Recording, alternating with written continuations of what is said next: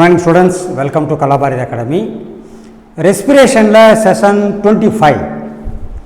இது என்ன பார்க்க போறோம்னு சொன்னா ரெஸ்பிரேட்டரி ப்ராசஸ் நடக்கும்போது இதுவரைக்கும் பார்த்ததுல எந்த இடத்துலையும் நம்முடைய நரம்பு மண்டலம், நர்வஸ் சிஸ்டம், நியூரல் சிஸ்டம் என்ன ரோல் ப்ளே பண்ணுங்கிறத பற்றி பார்க்கல. நம்ம உதாரணமாக நடந்து போகிறோம், அப்புறம் உட்காந்து ரெஸ்ட் எடுக்கிறோம், ஓடுறோம், கேம்ஸ் விளையாடுறோம், பல வேலைகளை நம்ம செஞ்சுக்கிட்டே இருக்கோம். இந்த ஒவ்வொரு வேலை செய்யும் போதும் நம்முடைய ரெஸ்பிரேட்டரி ரேட் கூடணும், குறையணும், ரிதம் மாறணும். இதெல்லாம் நடக்கிறதுக்கு there are neural control, nervous சிஸ்டத்தினுடைய கண்ட்ரோல் இருக்கு.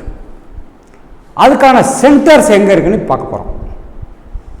இதில் நிறைய விஷயங்கள் இருக்கு. ஒரு விஷயம் என்னன்னு பார்த்திங்கன்னா, நடந்து போயிட்டு இருக்கும்போதே எவ்வளோ வேகமாக நடக்கிறோம், எவ்வளோ எனர்ஜி செலவாகுது, அதை பொறுத்து நம்மளை அறியாமலே ரெஸ்பிரேஷன் சேஞ்ச் ஆகிக்கணும். இது இன்வாலண்டரி, நம்முடைய விருப்பத்திற்கு கட்டுப்பட்டதல்ல, அது நேச்சுரலாகவே நடந்துக்கிட்டு இருக்கும். இது ஒரு டைப் ஆஃப் நர்வஸ் கண்ட்ரோல். சிஎன்எஸ்ல ஹையர் சைடு வாலண்டரியா, இப்போ டாக்டர்கிட்ட போகிறோம், டாக்டர் சொல்ல மூச்சை இழுங்க அப்படின்னா அப்படி இருக்கிறோம்.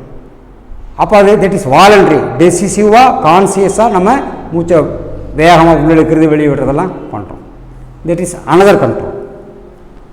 இன்னொரு கண்ட்ரோல் என்னன்னு சொன்னால், பிளட்ல இருக்கக்கூடிய கார்பன் டை ஆக்சைடு லெவல் என்ன, hydrogen ion concentration that is acidity என்ன, அதை பொறுத்தும் இந்த ரெஸ்பிரேட்டரி ரேட்டு மாறணும். ஸோ இதுக்கான சென்டர்ஸ் எல்லாம் எங்கே இருக்குன்னா நம்ம பிரெயினில் இருக்குது, neural system.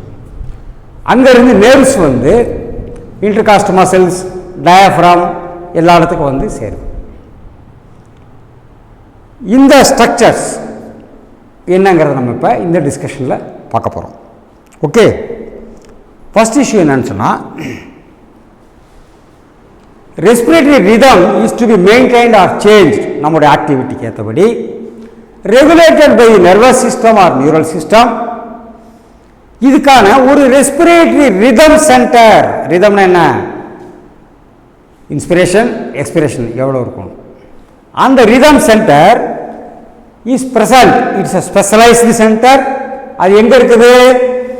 in the medulla region is the primary responsible for this regulation. medulla எங்கே இருக்கு? forebrain, midbrain, then hindbrain. அதுக்கு கீழே முதுகுத்தண்டை ஆரம்பிக்கிறதுக்கு முன்னாடி மேலே இருக்கிறது பேர் மெடுல்லா அப்ளங்கேட்டா. இங்கே முதுகுத்தண்டை ஆரம்பிக்கிறதுல அதுக்கு நேராக மேலே இருக்கிறது இட்ஸ் கால்டு மெடுல்லா அப்ளங்கேட்டா. அங்கே தான் தி ஸ்பெஷலைஸ்டு ரெஸ்பிரேட்டரி ரிதம் சென்டர் அப்படின்னு ஒன்று இருக்குது. செகண்ட், அனதர் சென்டர், அது பேர் நுமோடாக்சிக் சென்டர். அது பிரெயினுடைய இன்னொரு பார்ட், பான்ஸ் வெரோலின்னு சொல்லுவாங்க, பான்ஸ்ன்னு சொல்லுவாங்க. அந்த இடத்துல அது அமைக்கப்பட்டிருக்கு. இதனுடைய வேலை என்னன்னு சொன்னால், this can give signals to the rhythm centre. இப்போ so that brain can moderate the function of the respiratory rhythm. இப்போ neural signal from the centre, இந்த நுமோடாக்சிக் சென்டரில் இருந்து ஒரு சிக்னல் ரிதம் சென்டருக்கு கொடுக்கப்பட்டால், it can reduce the duration of respiration, thereby alter the respiration rate. இதை reduce பண்ணுறது மிக முக்கியமான வேலையாக செய்யுது. இந்த சென்டர்ஸ் அமைந்திருக்கிற இடம் எங்கே இருக்குன்னு சொல்லி பார்த்தோம்னு சொன்னால், இது நம்முடைய ஹியூமன் பிரெயின்,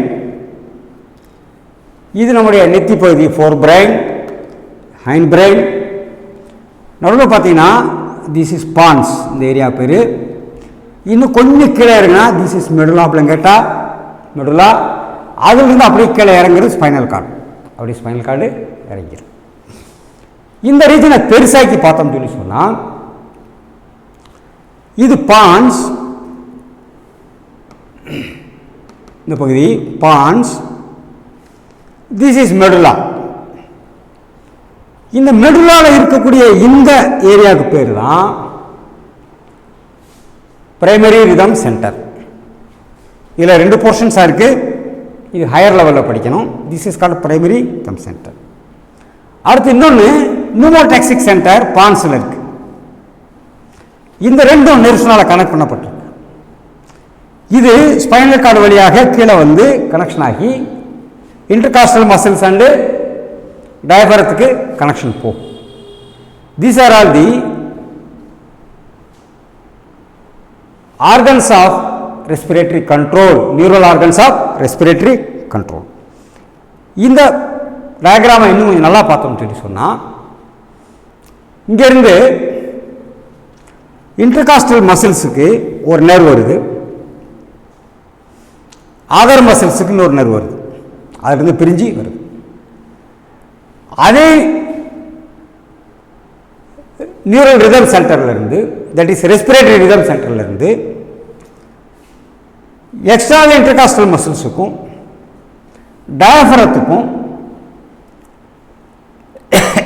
நர்வ் சிக்னல்ஸ் கொடுக்கும். So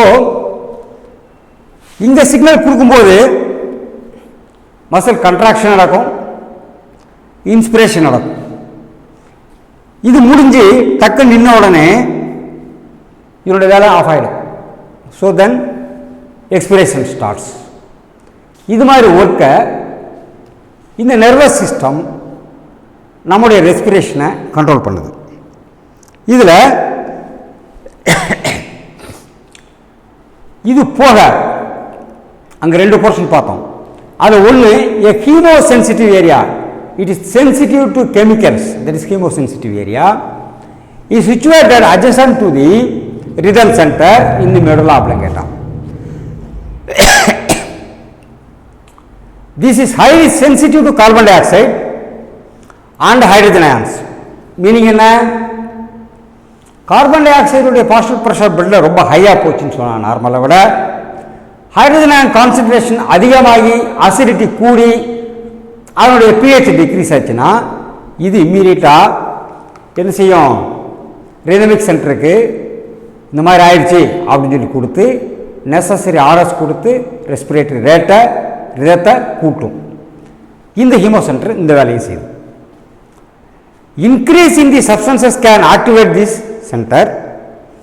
This center in turn signals rhythm center in the medulla oblongata to make necessary adjustment in the respiratory rhythm so that these substances can be eliminated. So more oxygen, quick respiration, இது வழியாக அந்த வேலையை அது செய்யுது. So this is the how our respiratory system is controlled by nerves. அது போக higher பிரெயினில் மேலே டாப்பில் அங்கே இருக்க வாலண்டரி திங்ஸ் இருக்குது, அது ஹையர் கிளாஸில் நம்ம படிப்போம். So thank you students, will meet again.